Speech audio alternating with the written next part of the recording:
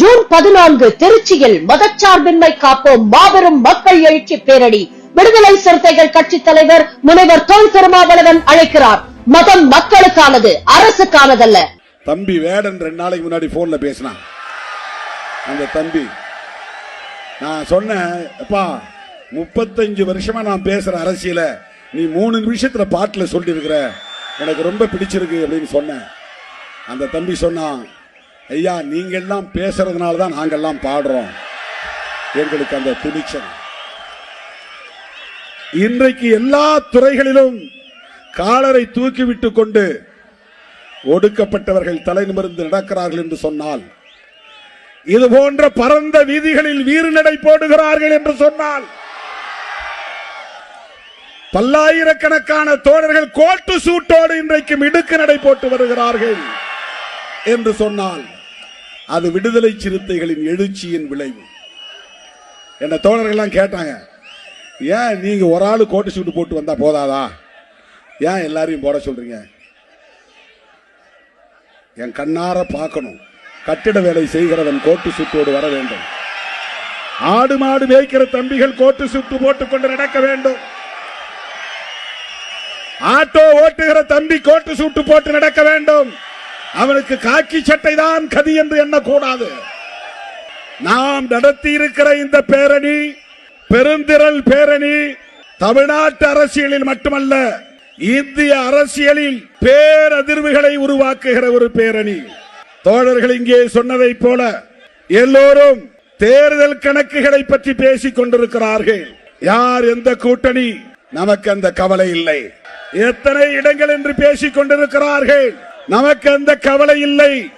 யார் முதலமைச்சர் என்று பேசிக் கொண்டிருக்கிறார்கள், நமக்கு அந்த கவலை இல்லை. விடுதலை சிறுத்தைகள் திமுகவிடம் சிக்கிக் கொண்டு தவிக்கிறது.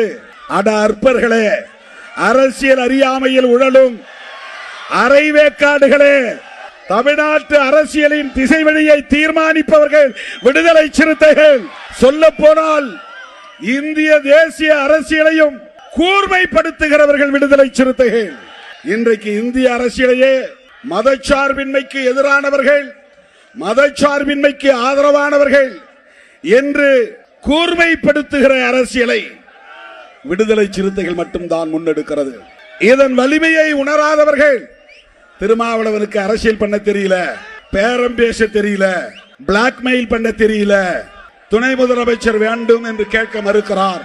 முதலமைச்சர் பதவியை பற்றியே நாங்க கவலைப்படல, துணை முதலமைச்சர் பதவி எங்கள் தந்தை புரட்சியாளர் அம்பேத்கர் பிரதமரை கைப்பற்றுங்கள் என்றுதான் வழிகாட்டி இருக்கிறார். அதுதான் அதிகாரம் உள்ள பதவி, அதுதான் அரசு, அதுதான் அதிகாரம் உள்ள பதவி.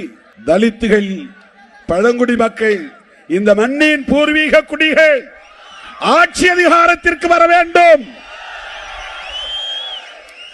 இதுதான் புரட்சியாளர் அம்பேத்கர் கண்ட கனவு, இதுதான் புரட்சியாளர் அம்பேத்கரின் கனவு. எந்த நேரத்தில் என்ன செய்ய வேண்டும் என்று எங்களுக்கு தெரியும், திருமாவளவனுக்கு தெரியும், விடுதலை சிறுத்தைகளுக்கு தெரியும். சும்மா யூடியூப்ல உட்கார்ந்து கண்டவெல்லாம் நமக்கு அட்வைஸ் பண்றான், அதை செய்யக்கூடாது, இதை செய்யக்கூடாது, இதுதான் நோக்கம், அதுதான் நோக்கம். 35 வருஷம் இந்த அரசியல நாங்களும் கொட்டை போட்டுக்கிட்டு தான் இருக்கிறோம், பழந்தின்று கொட்டை போடுகிறவர்கள்.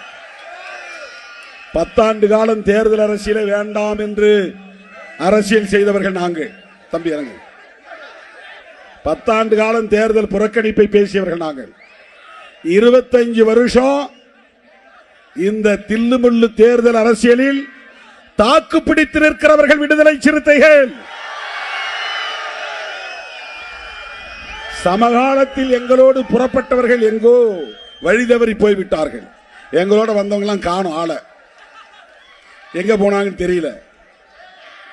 இன்றைக்கு விடுதலை சிறுத்தைகள் தமிழக அரசியலில் தவிர்க்க முடியாத ஒரு சக்தியாக, அரசியல் சக்தியாக நிமிர்ந்திருக்கிறது. ஆந்திராவிலும் வேர் பிடித்திருக்கிறது, தெலுங்கானாவில் கிளை பரப்பி நிற்கிறது, கேரளாவிலும் கர்நாடகாவிலும் மகாராஷ்டிராவிலும் துளிர்விட்டு நிற்கிறது. விடுதலை சிறுத்தைகள் கட்சி இன்றைக்கு எல்லா வரம்புகளையும் கடந்து வளர்ந்து நிமிர்ந்து நிற்கிறது.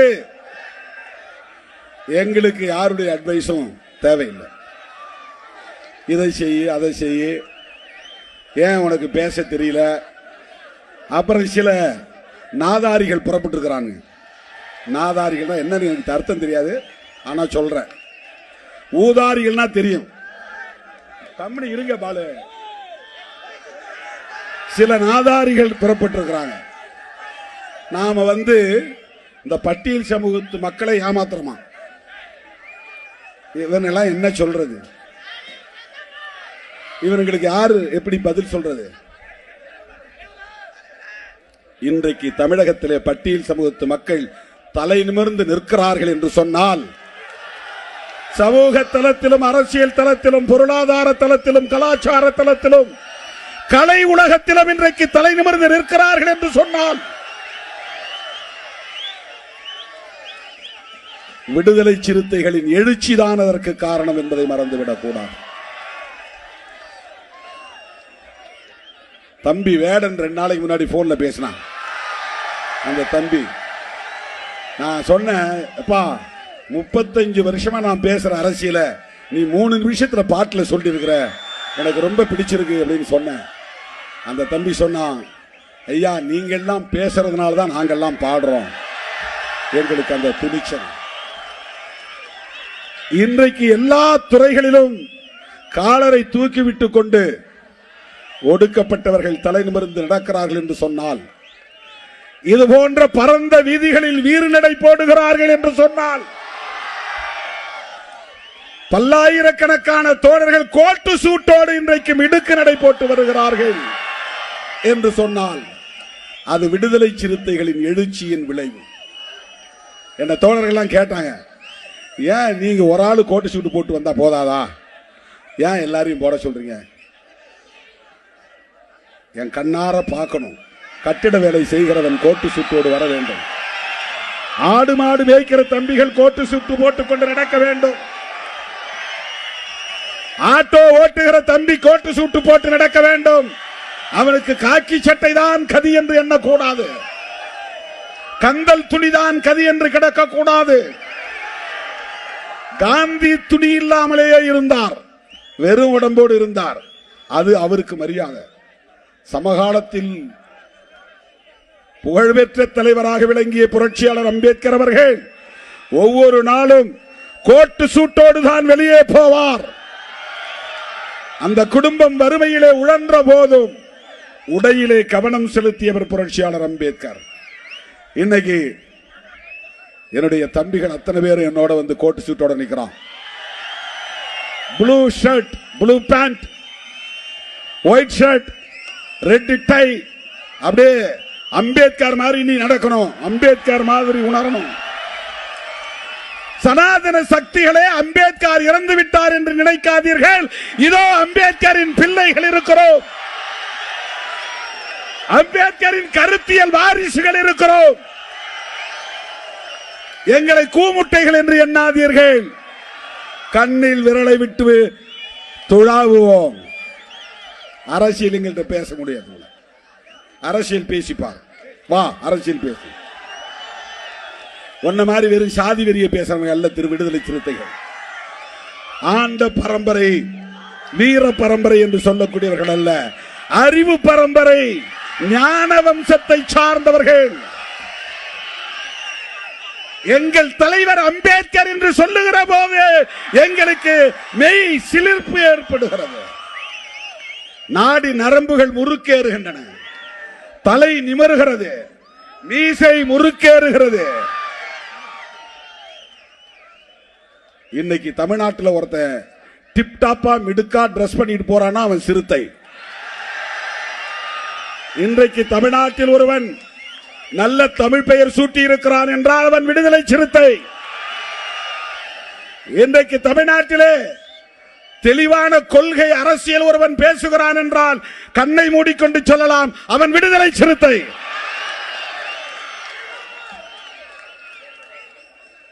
எவ்வளவு தில்லுமுள்ளு அரசியல் என்பது உங்களுக்கு தெரியும். இதே திருச்சியில இந்த பேரணி நடத்துறதுக்கு முதல்ல அனுமதி இல்லைன்னு சொல்லிட்டாங்க. நாம ஆளுங்கட்சி கூட்டணியில் தான் இருக்கிறோம். காவல்துறை சொன்னாங்க, எங்களுக்கு அனுமதி தர சொல்லி மேலிடத்தில் இருந்து எந்த இன்ஸ்ட்ரக்ஷன் வரல, அனுமதி இல்லைன்னாங்க.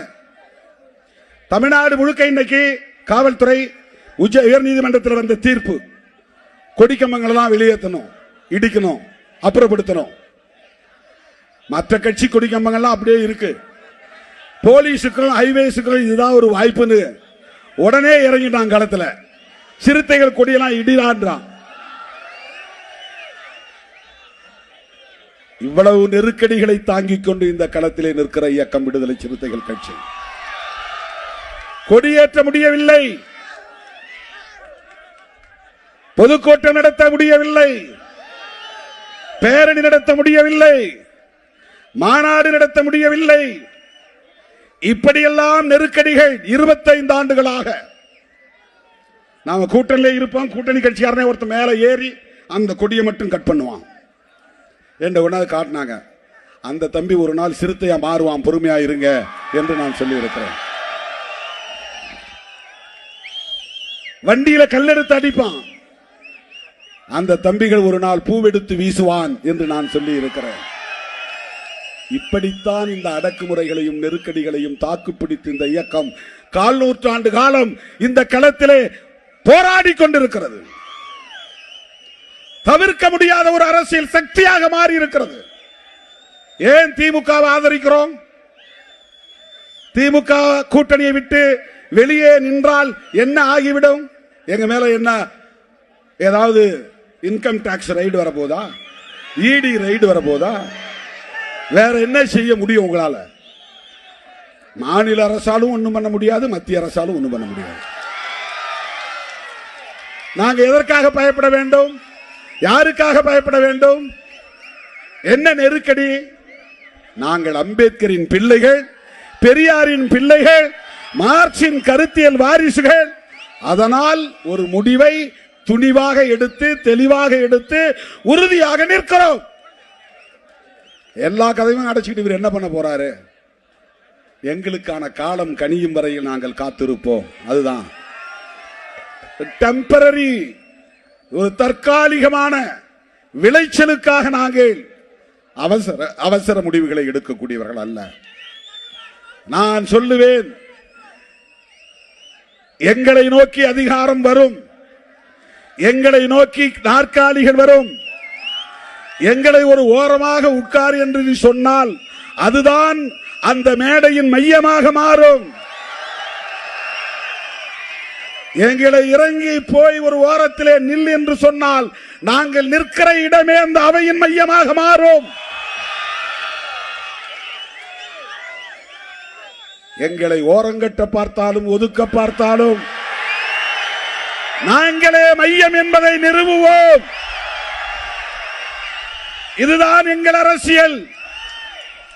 அருமை தோழர்களே, திராவிட முன்னேற்ற கழகத்தோடு நாம் கொண்டிருக்கிற உறவு என்பது கொள்கை உறவு.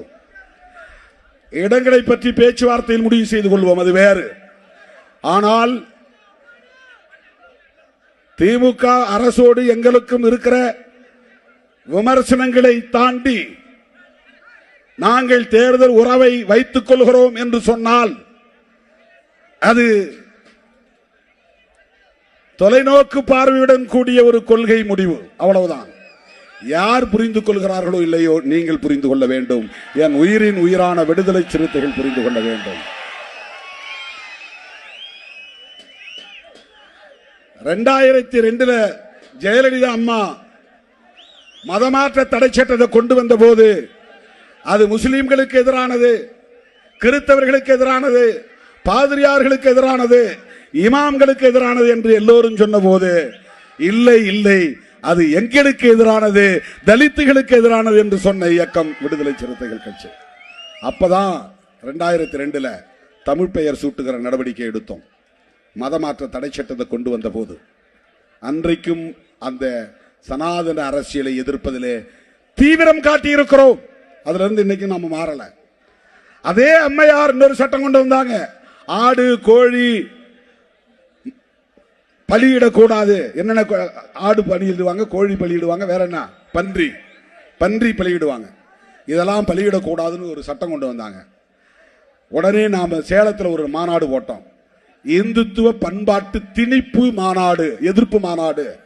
அந்த பண்பாட்டை எங்க மேல திணிக்காத, எங்க குலதெய்வத்துக்கு நாங்க சாராயம் வச்சு படைப்போம், அது எங்க கலாச்சாரம். எங்க குலதெய்வத்துக்கு நாங்க கோழிய வெட்டி சமைச்சு கறி சமைச்சு, எங்க முன்னோர் முப்பாட்டை செத்து போயிருப்பான், அவன் பேரு மாயவன், என் குலதெய்வம் பேரு மாயவன், அவன் உண்மையா பிறந்து வளர்ந்து வாழ்ந்தவன், அவன் செத்து போயிட்டான், அவனுக்கு நடுகள் நட்டு படைக்கிறோம். நாங்க மீன் படைப்போம், கருவாடு படைப்போம், பன்றியை வெட்டி பன்றி கறியை சமைச்சு அதை சாப்பிடுவோம், படைச்சு சாப்பிடுவோம். இது எங்க கலாச்சாரம். இதை தடுக்கிறது நீ யார்? இதை தடுத்துட்டு குலதெய்வத்தெல்லாம் வழிபடாத, நீ பெருந்தெய்வத்தை வழிபடு, அப்படியே சனாதனத்துக்குள்ள நுழைஞ்சு பிஜேபிக்கு போய் ஓட்டு போடுன்னு சொல்றியா? திடீர்னு இன்னைக்கு முருக பக்தர், அவங்க முருகனுக்கு மேல பக்தி வந்துருச்சு.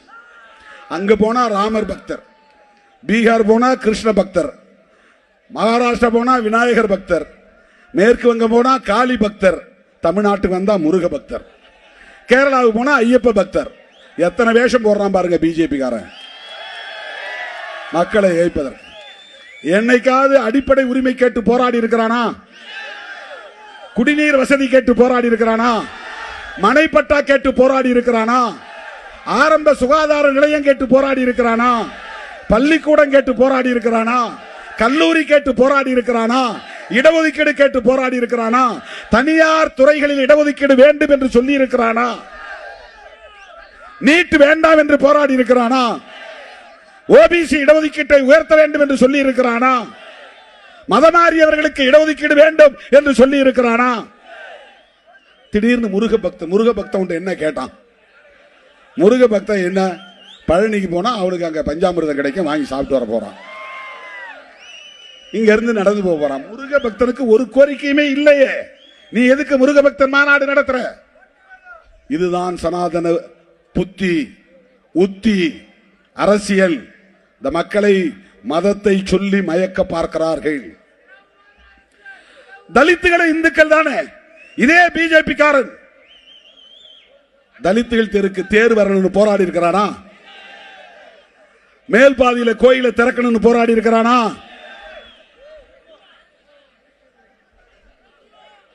சாதிய வன்கொடுமைகள் கூடாது என்று போராடி இருக்கிறானா? சேரிகளை கொளுத்தும் போது கண்டித்திருக்கிறானா? இங்க வேப்பந்தட்டில கோர்ட் ஜட்ஜ்மெண்ட் கொடுத்துட்டான், ஸ்டே கொடுத்துட்டான். ஒரு 100 மீட்டர் எஸ்சி தெருவுக்கு தேர் வரட்டும்ன்றான், முடியாதுன்னு கலெக்டர் சேர்ந்து தீர்மானம் போடுறான். கலெக்டர் போலீஸ் எல்லாம் சேர்ந்து பழையபடி எப்படி இருந்ததோ அப்படியே இரு. இது என்ன தீர்மானம்? இது கடந்த காலத்தில் எப்படி இருந்ததோ அப்படியே இரு. அப்படியே இருன்னு சொல்றதுக்கு தான் அரசமைப்பு சட்டத்தை நீர்த்து போக செய்கிற வேலையை செய்யறாங்க. அவன் என்ன சொல்லியிருக்கணும்? ஐஏஎஸ் படித்த ஒரு அதிகாரி, அந்த காலம் வேற, 1945க்கு முன்ன இருந்தது வேற, 1950க்கு முன்ன இருந்த இந்தியா வேற, 50க்கு பின்னால இருக்கிற இந்தியா அம்பேத்கர் இந்தியா. 50க்கு முன்னால இருந்த இந்தியா மனு இந்தியா, அது மனு இந்தியா. மனுவை வீழ்த்துவதற்கு புறப்பட்டு வந்தவர் தான் புரட்சியாளர் அம்பேத்கர். அவ எழுதின சட்டம் மனு சாஸ்திரம், புரட்சியாளர் அம்பேத்கர் எழுதின சட்டம் கான்ஸ்டிடியூஷன். 50க்கு பின்னால் இருக்கிற இந்தியா அம்பேத்கர் இந்தியா. இந்த இந்தியாவில் 100 மீட்டர் தேர கொண்டு வர மாட்டேன்னு நீ சொல்றனா, நீ எதுக்கு ஐஏஎஸ் படிச்ச? நீ எதுக்கு ஐபிஎஸ் படிச்ச? பாத்தீங்களா, இயற்கை நமக்கு ஒத்துழைப்பு தருதா இல்லையா? போயிருச்சு. நீங்க டிவைடர்ல ஏறதுனால தான் லைட் எல்லாம் கட் பண்ணிட்டாங்க, இல்லைன்னா லைட் நமக்கு வந்திருக்கும், வெளிச்சம் நல்லா இருந்திருக்கும். தோழர்களே, இப்படி தலித்துகள் இந்துக்களாக இருந்தாலும் கூட தலித்துகளின் உரிமைகளுக்காக போராடாதவர்கள் தான் பிஜேபி காரர்கள். அந்த பிஜேபியினுடைய செயல் திட்டத்தை நடைமுறைப்படுத்துறதுக்கு பல பேர் பல வேஷம் போடுறாங்க. பல பேர் பல வேஷம் போடுறாங்க. சில பேர் சினிமா புகழோடு வந்திருக்கிறாங்க, ஹீரோ என்கிற அந்த வேஷத்தோட வந்திருக்கிறாங்க. நாம எச்சரிக்கையா இருக்கணும். எல்லாம் என்ன சொல்றாங்கன்னா, இந்த எஸ்சி சமுதாயத்தை சார்ந்த இளைஞர்கள்லாம் அப்படியே சினிமாவுக்கு பின்னால போயிருவாங்க, சினிமா ஹீரோவுக்கு பின்னால போயிருவாங்க. நடக்குமா? ஏமாறுவீர்களா? அப்படி வெறும் சினிமா விளம்பரத்திற்காக அல்லது அந்த புகழுக்காக மயங்கி அரசியல் களத்திலே தோல்வி அடையக்கூடியவர்களா நீங்கள்? நான் சொன்ன அம்பேத்கரை ஏற்றுக்கொண்ட எவனும் எந்த விளம்பர மாயைக்கும் பணிய மாட்டான், விளைவோக மாட்டான். அம்பேத்கர் அரசியலே வேற, அதை அவங்களால புரிஞ்சுக்கவே முடியாது. இன்றைக்கும் அம்பேத்கர் சொன்னால் கோடி மக்கள் குரல் எழுப்புவார்கள், கூச்சல் எழுப்புவார்கள். இந்தியா முழுக்க, உலகம் முழுக்க சினிமாக்காரங்களுக்கு அந்தந்த ஏரியாவில் தான் கோஷம் வரும், கூட்டம் வரும். அப்படின்னா அம்பேத்கர் லட்சம் மடங்கு ஹீரோ. அவரு நீ 100 படத்துக்கு ஹீரோவா இருப்ப. அம்பேத்கர் இறந்தது 56. இன்னைக்கு நீங்க கலிபோர்னியாவில் போய் அம்பேத்கர் சொல்லுங்க, அப்படியே எழுந்திருப்பான் ஒரு 100 பேர். ஜெய் பீம், ஜெய் பீம் அப்படின்னு முழங்குவாங்க. இந்த முழக்கத்துக்கு எவ்வளவு பெரிய ஈர்ப்பு! லட்சம் சூப்பர் ஸ்டாருக்கு சமமானவர் புரட்சியாளர் அம்பேத்கர். சூப்பர் ஸ்டார்னா தமிழ்நாட்டுக்குள்ள, சுப்ரீம் ஸ்டார் தமிழ்நாட்டுக்குள்ள, அல்டிமேட் ஸ்டார் தமிழ்நாட்டுக்குள்ள, நம்ம பவர் ஸ்டார் தமிழ்நாட்டுக்குள்ளதான். அம்பேத்கர் அதையெல்லாம் தாண்டிய ஸ்டார், அதுக்கு பேரே கிடையாது. அந்த அம்பேத்கரை தலைவராக ஏற்றுக்கொண்ட எம் உயிரின் உயிரான விடுதலை சிறுத்தைகள் ஒரு ஓட்டு சிதறாது. சிறுத்தைகள் எப்பக்கமோ அப்பக்கம்தான் வெற்றி. சிறுத்தைகள் எப்பக்கமோ அப்பக்கம்தான் ஆட்சி. அதை தீர்மானிக்கக்கூடிய வல்லமை படைத்தவர்கள் விடுதலை சிறுத்தைகள். இதை நான் ஆணவத்தோடு சொல்லவில்லை, அகந்தையோடு சொல்லவில்லை, அரசியல் பேரத்திற்காக முன்னோட்டமாக சொல்லவில்லை, யதார்த்தத்தை சொல்லுகிறேன். அருமை தோழர்களே, அப்படிப்பட்ட இந்த இயக்கம் இன்றைக்கு தேர்தலை பற்றி கவலைப்படாமல் தேசத்தை பற்றி கவலைப்படுகிறது. அதுதான் இந்த பேரணி, அதற்கான சாட்சி தான் இந்த பேரணி. வாங்கன்னு தான் கூப்பிட்ட, எங்கிருந்துதான் இப்படி கிளம்பினீர்களோ இன்னும் வந்து கொண்டே இருக்கிறார்கள். காவல்துறை அங்கங்க மடக்கி வச்சிருக்கிறாங்க வண்டியை. உள்ள விடாதீங்க, உள்ள விடாதீங்க, உள்ள விடாதீங்க. திருச்சியே திணறி போயிரும். அது மீண்டு வருவதற்கு நேரமாகும். இப்ப நம்ம வெளியே போறதுக்கு 2 மணி நேரம் ஆகும். அதான் இப்ப அவங்களுக்கு இருக்க கவலை. பாதுகாப்பா நீங்க திரும்பி இன்னொரு பேரணி நடத்தணும். இப்படியே திரும்பவும் நீங்க மன்னார்புரம் போகணும், இப்படியே நடந்து போகணும். உங்க வண்டி எல்லாம் அங்கதான் வரும், இந்த பாலத்துக்கு கீழே. பஞ்சப்பூர்ல இருந்து வந்து தென் மாவட்டங்கள் வண்டியெல்லாம் இங்க வந்து மன்னார்புரத்தில் நிற்கும். நீங்க ஏறி போயிடலாம். அந்த பக்கம் போனீங்கன்னா ஜி கார்னர் வட மாவட்ட வண்டிகள்லாம் வந்துடும். நீங்க திரும்ப இங்க இருந்து ஒரு 2 கிலோமீட்டர் நடக்கணும், மறுபடியும் பேரணி. தோழர்களே, நான் நிறைவுக்கு வருகிறேன். இந்த பேரணி ஒரு செய்தியை சொல்லுகிறது.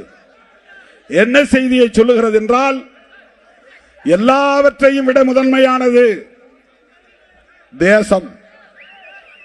2026 தேர்தல், அதுல பேரம், அதுல சீட்டு, அதுல வெற்றி தோல்வி, அதையெல்லாம் விட, கூட்டணி கணக்குகள் எல்லாவற்றையும் விட தேசம் முதன்மையானது.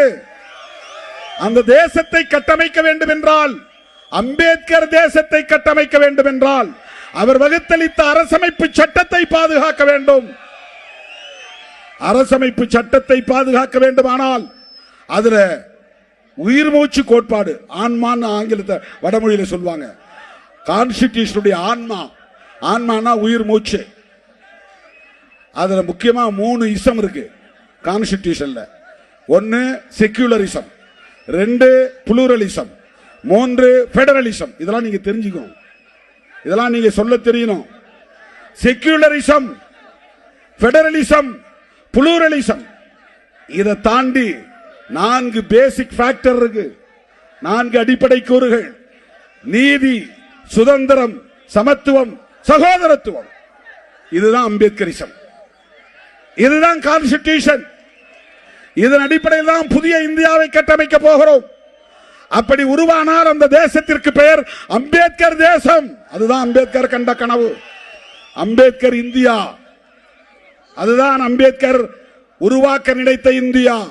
அந்த இந்தியாவில் சாதி இருக்காது, பாகுபாடு இருக்காது, ஆண் பெண் பேதம் இருக்காது, உயர்வு தாழ்வு என்கிற அகந்தை இருக்காது, உயர்ந்த சாதிதான் நாங்கள் என்று சொல்லுகிற இருமாப்பு இருக்காது. எல்லாம் சகோதரர்களாக நாம் வாழ்வோம். இஸ்லாமியர்கள் எங்கள் சொந்தம், கிறிஸ்தவர்கள் எங்கள் சொந்தம், இந்துக்கள் எங்கள் சொந்தம், சமணர்கள் எங்கள் சொந்தம், சீக்கியர்கள் எங்கள் சொந்தம், பௌத்தர்கள் எங்கள் சொந்தம். யாதும் ஊரே யாவரும் கேளீர்.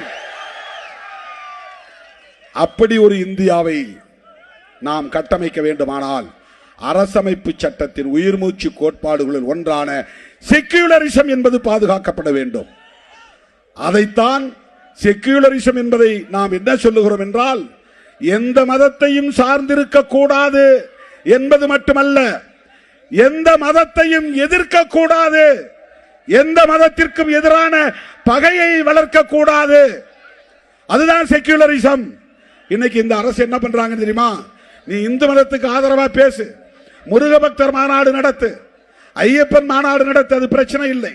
ஆனால் அவன் செய்யக்கூடிய மிக முக்கியமான முரண்பாடான அரசியல் என்னவென்றால், முஸ்லீம்களையும் கிறிஸ்தவர்களையும் இந்த தேசத்தின் அந்நியர்களாக காட்டுகிறார்கள், பகைவர்களாக காட்டுகிறார்கள், எதிரிகளாக நிறுத்துகிறார்கள். எந்த மதத்திற்கு எதிராகவும் செயல்படக்கூடாது. அதுதான் செக்யூலரிசம். தோழர்களே, குடியுரிமை திருத்த சட்டம் முஸ்லிம்களுக்கு எதிரானது. உறுப்பு எண் 370 நீக்கம் முஸ்லிம்களுக்கு எதிரானது. முத்தலாக் திருத்த சட்டம் முஸ்லிம்களுக்கு எதிரானது. வக்ஃப் திருத்த சட்டம் முஸ்லிம்களுக்கு எதிரானது. ஒரு அரசாங்கம் இப்படி எதிராக செயல்படலாமா? அரசுக்கு மதம் இல்லை. இதை மட்டும் சொல்லி நிறைவு செய்ய விரும்புகிறேன். உலகத்தில் தோன்றிய எல்லா மதங்களுக்கும், எல்லா நாடுகளுக்கும் அரச மதம் உண்டு, இல்லை என்று மறுக்கவில்லை, அதை ஏற்றுக்கொள்கிறோம். இந்தியாவுக்கும் அரச மதம் வேண்டும், அதிலே மாற்று கருத்து இல்லை. ஆனால் எந்த மதத்தை அரச மதமாக அறிவிப்பது? இதுதானே விவாதம் நடந்தது. புரட்சியாளர் அம்பேத்கர் அவர்கள், பண்டிட் ஜவஹர்லால் நேரு அவர்கள், காந்தியடிகள், இவர்கள் எல்லாம், சர்தார் வல்லபாய் பட்டேல் போன்ற தலைவர்கள் எல்லாம் நீண்ட நெடிய விவாதத்திற்கு பிறகு ஒப்புக்கொள்ளப்பட்ட ஒரு அரசியல் தான் செக்யூலரிசம். எல்லா நாடுகளிலும் செக்யூலரிசம் உண்டு, மேற்கத்திய நாடுகளிலும் செக்யூலரிசம் உண்டு, ஐரோப்பிய நாடுகள் அனைத்திலும் செக்யூலரிசம் உண்டு, அமெரிக்காவிலும் கூட செக்யூலரிசம் உண்டு. ஆனாலும் அவர்கள் அரச மதம் என்று ஒரு மதத்தை அறிவித்திருக்கிறார்கள். அதனால் அந்த மதத்தால் எந்த பாகுபாடும் இல்லை. மூட நம்பிக்கைகள் இருக்கலாம், பேய் பிசாசு, அடுத்த பிறவி, இந்த பிறவி, போன பிறவி, சடங்கு சம்பிரதாயங்கள், இது இருக்கலாம். ஆனால் இஸ்லாத்தில் சகோதரத்துவம் இருக்கிறது, கிறிஸ்தவத்தில் சகோதரத்துவம் இருக்கிறது, பார்சியில் சகோதரத்துவம் இருக்கிறது, சீக்கியத்தில் சகோதரத்துவம் இருக்கிறது, பௌத்தத்தில் சகோதரத்துவம் இருக்கிறது, சமணத்தில் சகோதரத்துவம் இருக்கிறது. இந்து மதத்தில் சகோதரத்துவம் உண்டா? அண்ணன் தம்பின்னு உறவாட முடியுமா? எவ்வளவு பெரிய பாகுபாடு! இதையே இந்து மதத்தை உயர்த்தி பிடிப்பவர்கள் சுய விமர்சனம் செய்ய தயங்குகிறார்கள். அம்பேத்கர் எதிர்த்தது ஏன்? பெரியார் எதிர்த்தது ஏன்? மகாத்மா பூலே எதிர்த்தது ஏன்? அம்பேத்கர் என்ன முஸ்லிமா? பெரியார் என்ன கிறிஸ்தவரா? இங்கே சில பேர் கண்டுபிடிச்சிருக்கிறாங்க, பெரியார் கன்னடர். என்னையா அரசியல்? கருணாநிதி தெலுங்கர். அப்படின்னா நீ அம்பேத்கர் என்ன சொல்லுவ? அம்பேத்கர் நீ என்ன சொல்லுவ? அம்பேத்கர் யார்? அவர் பேசிய மொழி மராத்தி மொழியாக இருக்கலாம், அவர் கற்ற மொழி இந்தியாக இருக்கலாம். ஆனால் அவர் வாழ்க்கை எங்களுக்கானது, ஒடுக்கப்பட்டவர்களுக்கானது, பாட்டாளிகளுக்கானது, உழைப்பவர்களுக்கானது, சிறுபான்மை மக்களுக்கானது. அவருடைய வாழ்க்கையும் அவருடைய கோட்பாடும், வாழ்க்கையும் கோட்பாடும் முக்கியமா, அவன் பேசிய மொழி முக்கியமா, அவர்கள் பின்பற்றுகிற மதம் முக்கியமா? நீங்க தமிழ் தேசியம் என்கிற பெயரால் திமுக வெறுப்பு அரசியலை மட்டுமல்ல, ஒட்டுமொத்தமாக திராவிட இயக்க அரசியலையே எதிர்த்து வெறுத்து பரப்புவதன் மூலம் சனாதன சக்திகளுக்கு துணை போகிறார்கள். இதையெல்லாம் நாம் புரிந்து கொள்ள வேண்டும், இதையெல்லாம் உணர்ந்து கொள்ள வேண்டும். பெரியாரை கன்னடர் என்று சொன்னால் அம்பேத்கரை மராட்டி என்று சொல்வாயா? எனக்கு பெரியார் வேண்டாம் என்று கூட நான் சொல்லுகிறேன். அம்பேத்கரை வேண்டாம் என்று என்னால் சொல்ல முடியுமா? அம்பேத்கரை வேண்டாம் என்று சொல்லிவிட்டு நான் யாரை தலைவராக ஏற்றுக்கொள்வது? அமித்ஷாவை தலைவராக ஏற்றுக்கொள்வதா? மோடியை தலைவராக ஏற்றுக்கொள்வதா? அண்ணாமலையை தலைவராக ஏற்றுக்கொள்வதா? நயினார் நாகேந்திரனை தலைவராக ஏற்றுக்கொள்வதா? நடிகர்களை தலைவராக ஏற்றுக்கொள்வதா? புரட்சியாளர் அம்பேத்கர் அவர்கள் உலகமெங்கு வாழுகிற ஒட்டுமொத்த உழைக்கும் மக்களின் விடுதலைக்கான தத்துவத்தை தந்த ஒரு மாமனிதர். அவரை எப்படி நாம் மொழி அடிப்படையில் பிரித்து பார்க்க முடியும்? பெரியாரும் அம்பேத்கரும் நண்பர்கள், மகாத்மா பூலேவின் வாரிசுகள். துருவி துருவி போய் பார்த்தால் அவர்கள் அத்தனை பேரும் புத்தரின் வாரிசுகள். அம்பேத்கர் புதிய புத்தராக இந்த மண்ணிலே அவதாரம் எடுத்தார். அப்படிப்பட்ட அந்த மாமனிதரின் கொள்கை வழியிலே நாம் எல்லா வரம்புகளையும் கடந்து தேசிய அளவில் சிறுபான்மை மக்களையும் இதர விளிம்புநிலை மக்களையும் அதிகார வலிமையுள்ளவர்களாக வளர்த்தெடுக்க வேண்டும் என்கிற தொலைநோக்கு பார்வையோடு இந்த இயக்கத்தை வழிநடத்துகிறோம். இது இடையில அப்பப்ப 2 வருஷத்துக்கு ஒரு தடவை தேர்தல் வரும். அதுல 8 10 பிரச்சனை கிடையாது, 10 20 பிரச்சனை கிடையாது. நாம் ஏற்றுக்கொண்ட கொள்கையில் தெளிவாக இருக்கிறோமா இல்லையா, உறுதியாக இருக்கிறோமா இல்லையா, அதுதான் முக்கியம். அம்பேத்கருக்கு துரோகம் இழைக்க கூடாது, அம்பேத்கருடைய கொள்கைக்கு நாம் துரோகம் இழைக்க கூடாது. யார் துரோகம் இழைத்தாலும் சிறுத்தைகள் ஒருபோதும் துரோகம் இழைக்க மாட்டோம். அவருடைய அரசியலை நாம பேசுறோம், அவருடைய அரசியலை நாம பேசுறோம். பிஜேபி மேல தனிப்பட்ட வெறுப்பு நமக்கு கிடையாது, மோடி மேல தனிப்பட்ட வெறுப்பு கிடையாது, கோல்வாக்கர் மேல தனிப்பட்ட வெறுப்பு கிடையாது. அம்பேத்கர் அரசியலை பேசினா ஒன்னு அம்பலப்படுத்த வேண்டியிருக்கு. அம்பேத்கர் அரசியலை பேசினால் பிஜேபியை வேண்டாம் என்று சொல்ல வேண்டியிருக்கிறது. அம்பேத்கர் அரசியலை பேசினால் தமிழ்நாட்டில் இருந்து விரட்டி அடிக்க வேண்டிய தேவை வருகிறது, இந்தியாவில் இருந்தே விரட்டி அடிக்க வேண்டிய தேவை வருகிறது. அதுக்கு நான் காரணம் இல்லை, நான் உள்வாங்கிக் கொண்ட அம்பேத்கர் அரசியல் தான் காரணம். அம்பேத்கர் அரசியல் தான் காரணம். அந்த அரசியலின் அடிப்படையில் தான் தோழர்களே இந்த தேர்தல் கணக்குகள் போடும் சூழலில் நாம் தேசத்தின் நலன்களை முன்னிறுத்துகிறோம். எனவே இந்த மாபெரும் பேரணியின் மூலம் நாம் சொல்லுகிற மெசேஜ், மதம் மக்களுக்கானதே தவிர அரசுக்கானதல்ல. அதனால் செக்யூலரிசம், அம்பேத்கர், நேரு, காந்தி எல்லோரும் சேர்ந்து இந்த அரசுக்கு மதம் வேண்டாம் முடிவு பண்ணாங்க. இந்து மதத்தை அறிவிக்கலாம், அதான் பிஜேபி சொல்றான், ஆர்எஸ்எஸ் சொல்றான், எல்லாரும் சொல்றான். இந்து மதத்தில் டிஸ்கிரிமினேஷன் இல்லைன்னு சொல்லுங்க, சகோதரத்துவம் இருக்குன்னு சொல்லுங்க. நாம் எல்லாம் சகோதரர் வந்து நாளைக்கு கட்டிப்பிடிக்க தயாரா? கட்டிப்பிடிக்க தயாரான்னு தான் கேட்கிற. இதையே திருச்சி பேசுவாங்க. திருமாவளவன் வேற மாதிரி பேசினாருப்பான், பரப்புவாங்க. அண்ணன் தம்பியாய் கட்டிப்பிடிக்க உன்னால் முடியுமா? என்னையும் ஒரு சகோதரனாக உன்னால் ஏற்றுக்கொள்ள முடியுமா? இந்து மதத்தில் சகோதரத்துவம் உண்டு, திருமாவளவன் எங்களோடு இணைய வேண்டும் என்று சொல்லுகிற துணிச்சல் உங்களுக்கு உண்டா? பிரச்சனை அதுதான். நோ ஃப்ரெட்டர்னிட்டி, சகோதரத்துவம் இல்லை. அதனால இந்தியாவின் அரச மதமாக இந்து மதத்தை அறிவிக்க முடியாது, முஸ்லீமை அறிவிக்க முடியாது, இஸ்லாத்தை அறிவிக்க முடியாது, அது வெளிநாட்டில் தோன்றிய மதம். கிறிஸ்தவத்தை அறிவிக்க முடியாது, அது வெளிநாட்டில் தோன்றிய மதம். சமணத்தை அறிவிக்க முடியாது, அது சின்ன மதம். பௌத்தத்தை அறிவிக்க முடியாது, அது கண்ணால பார்க்க முடியாத ஒரு மதம். பூத கண்ணாடி வச்சுதான் பார்க்கணும். 50 லட்சம் பேரோ 1 கோடி பேரோ இருக்கிறாங்க, 140 கோடி பேர்ல அது மதம் அழிஞ்சு போச்சு. ஒரு காலத்தில் ஓஹோன்னு இருந்தது. மதத்தை அறிவிக்க முடியாது. சீக்கியத்தை அறிவிக்க முடியுமா? அறிவிக்க முடியாது, சின்ன மதம். பார்சி மதத்தை அறிவிக்க முடியுமா? அது வெளிநாட்டு மதம். அறிவிச்சா இந்து மதத்தை அறிவிக்க முடியும். இந்து மதத்தில் சகோதரத்துவம் இல்லையே. இந்து மதத்தில் அண்ணன் தம்பி உறவாடல் இல்லையே. அதனால் தானே அம்பேத்கர் வேண்டாம் என்றார். அதற்குத்தானே காந்தி ஒத்துக்கொண்டார். அதைத்தானே நேரு ஏற்றுக்கொண்டார். அதைத்தானே சர்தார் பட்டேலும் வழிமொழிந்தார். அதனால் தானே இந்த அரசமைப்பு சட்டம், அதனால் தானே நம்முடைய அரசு செக்யூலர் ஸ்டேட். இதை தகர்ப்பதற்காகத்தான் தோழர்களே பிஜேபி முயல்கிறது. என்ன அர்த்தம்? வக்ஃப் திருத்த சட்டம் முஸ்லிம்களுக்கு எதிரானது, கடந்து போக முடியுமா? குடியுரிமை திருத்த சட்டம் முஸ்லிம்களுக்கு மட்டும்தான் எதிரானது என்று கடந்து போக முடியுமா?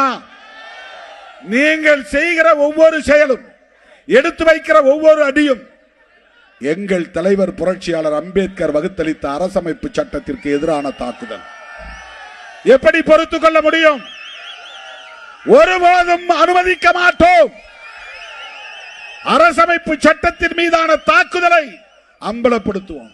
அவ எவ்வளவு டாக்டிக்ஸா தந்திரமா பண்றான் பாருங்க. அம்பேத்கருக்கு ஜெயந்தி கொண்டாடுவான், அம்பேத்கருக்கு சிலை அமைப்பான், அம்பேத்கர் பிறந்த நாள் கொண்டாடுவான், அம்பேத்கரை போற்றி புகழ்வான்.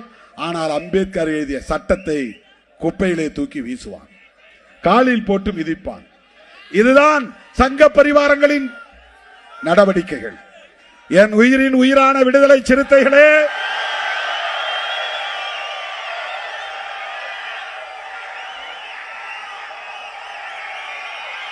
நம்மை எந்த சக்தியாலும் வீழ்த்த முடியாது. தற்காலிக அரசியல் பயனுக்காக நாம் தவறான முடிவை ஒருபோதும் எடுக்க மாட்டோம். தேர்தல் அரசியலில் கிடைக்கிற தற்காலிக பயன் முக்கியம் இல்லை. இந்த நாடு முக்கியம், தேசம் முக்கியம், அரசமைப்பு சட்டம் முக்கியம். அதற்கான போராளிகளாக இந்த களத்தில் நிற்போம். அதற்கான போர்படை வீரர்களாக இந்த களத்தில் நிற்போம். தேர்தல் வரும் போகும். மறுபடியும் சொல்லுகிறேன், தேசிய அளவில் சிறுத்தைகளா சனாதன சக்திகளா என்றுதான் அரசியல் இனி தமிழ்நாட்டில் நடக்கும். சனாதன சக்திகளா விடுதலை சிறுத்தைகளா என்ற அரசியல் தான் தமிழ்நாட்டில் நடக்கும். அதற்கு தயாராவோம் என்று சொல்லி என் அழைப்பை ஏற்று ஓடோடி வந்த என் உயிரின் உயிரான விடுதலை சிறுத்தைகள் அனைவருக்கும் என்னுடைய நெஞ்சார்ந்த நன்றியை தெரிவித்து,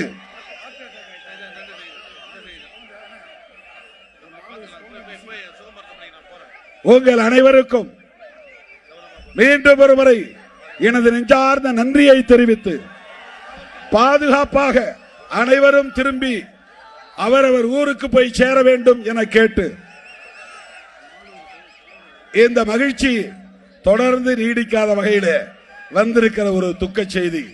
காட்டுமன்னார்குடி எய்யலூர் கிராமத்தை சார்ந்த தம்பி பிரபாகரன் பேரணியில் நடந்து வருகிற போதே மாரடைப்பு ஏற்பட்டு காலமாகி இருக்கிறார். தம்பி பிரபாகரனுக்கு அனைவரும் எழுந்து நின்று ஒரு சில நொடிகள் அமைதி காத்து வீர வணக்கம் செலுத்துவோம். அனைவரும் எழுந்து நிற்கவும். நீங்க பாதுகாப்பா போனோம், அமைதியா இருங்க.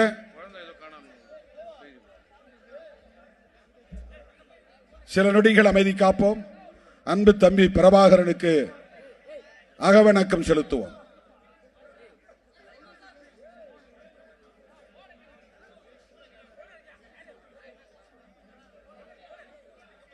வீர வணக்கம், வீர வணக்கம். அன்பு தம்பி பிரபாகரனுக்கு, காட்டுமன்னார்குடி பிரபாகரனுக்கு வீர வணக்கம், வீர வணக்கம். விடுதலை சிறுத்தைகளின் வீர வணக்கம். அதே போல மணப்பாறையை சார்ந்த ஆவாரம்பட்டி நிகில் வடிவேல் அவர்களின் பையன், 4 வயசு பையன், எங்கே இந்த கூட்டத்தில் நான் அதனால தான் பிள்ளைங்கள்லாம் அழைச்சிட்டு வராதீங்கன்னு சொன்னேன். எங்கேயாவது நின்னாங்கன்னா அவங்க அப்பாவுக்கு உடனே தொடர்பு கொள்ளுங்க. 904 90 43 99 90 71 90 43 99 90 71 இந்த நம்பருக்கு போன் அடிச்சு இந்த குழந்தை எங்கேயாவது நின்னா உடனே அவங்கள தொடர்பு கொண்டு சொல்லணும். உடனடியாக அந்த குழந்தையை தந்தையிடம் ஒப்படைக்க வேண்டும் என கேட்டுக்கொள்கிறேன்.